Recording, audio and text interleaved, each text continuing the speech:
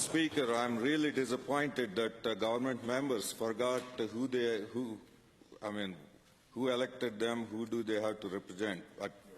But official opposition and all opposition here are actually representing Albertans because they know they were elected by Albertans. So we are on the side of Albertans.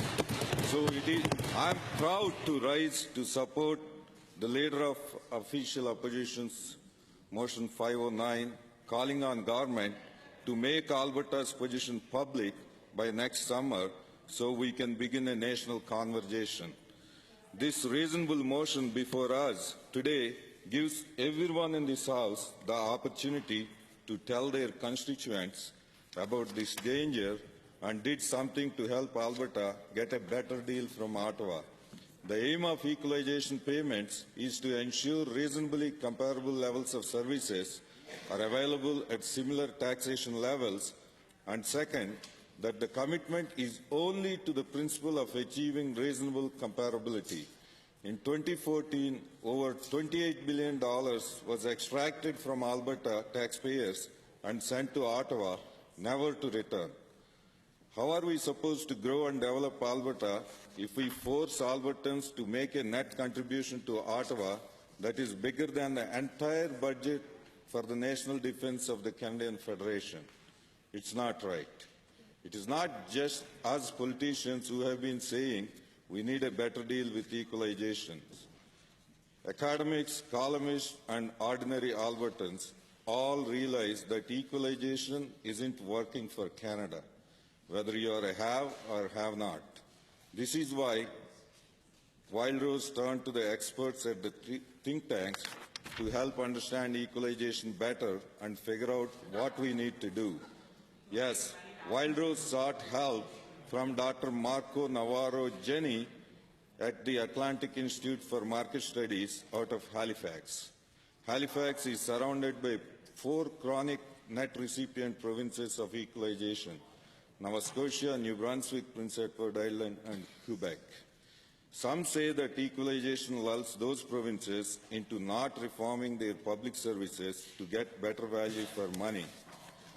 That is the recommendation number 3 from our report, that equalization be made conditional on steps being taken by recipient provinces with relatively high program delivery costs to reduce costs so that the per capita costs of providing programming in the recipient provinces would not exceed the national average. Equalization also creates disincentives for recipient provinces to grow their economy for fear of going off the equalization payments.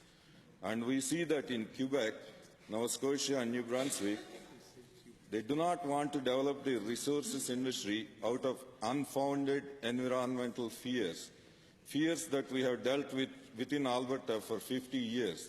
But Quebec can sure offer substantially lower tuition fee rates at public universities and colleges than other provinces.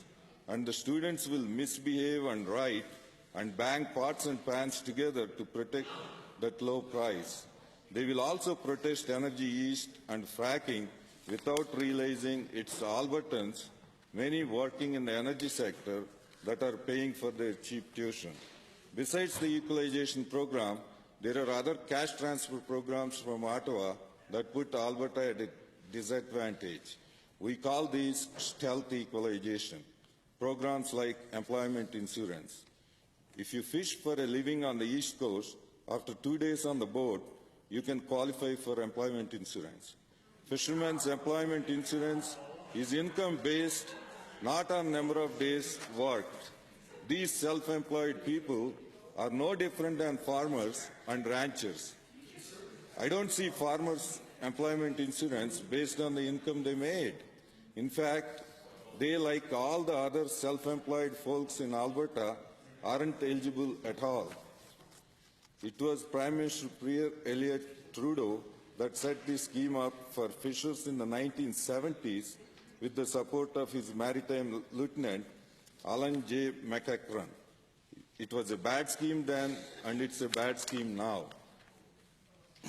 Maritimers and Newfoundlanders and I should know I have one working for me, joke about going on Lotto 1042, work 10 weeks and get employment insurance for 42 weeks.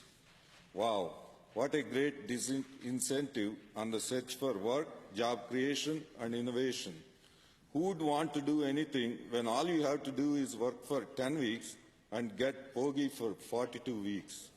Then you can spend your time going for coffee, driving the quad or snowmobile on the trails or working under the table in the black market. Maritimers and Newfoundlanders will complain their industries are seasonal.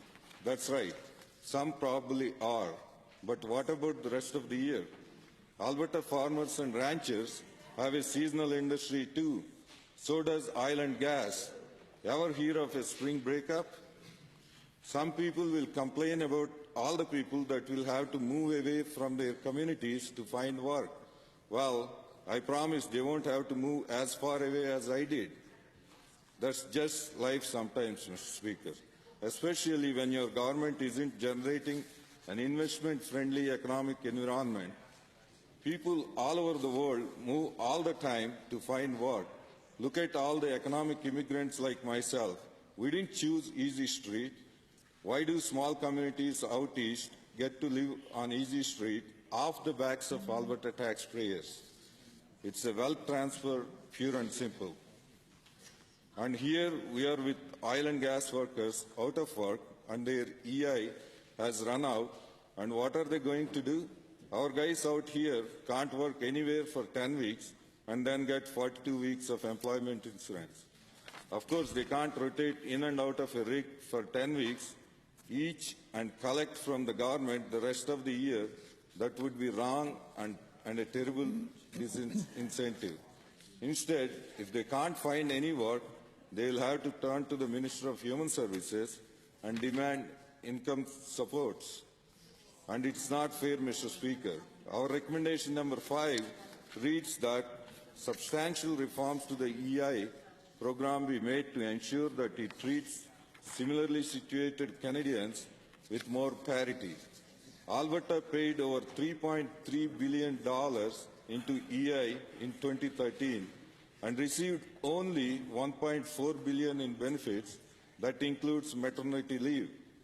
That means almost $2 billion was transferred out of Alberta to pay for EI in places like Atlantic Canada. Mr. Speaker, the case for reforms is clear and negotiations will get nowhere if we wait. We need to educate Albertans and Canadians on the facts. So I rise today to add my voice to that of the Honourable Member for Fort McMurray Conclaim and call on the government to evaluate the current equalization formula and outline the improvements they will seek on behalf of Albertans. Mr. Speaker, with that, I urge all members of this House to support this private member's motion. Thank you.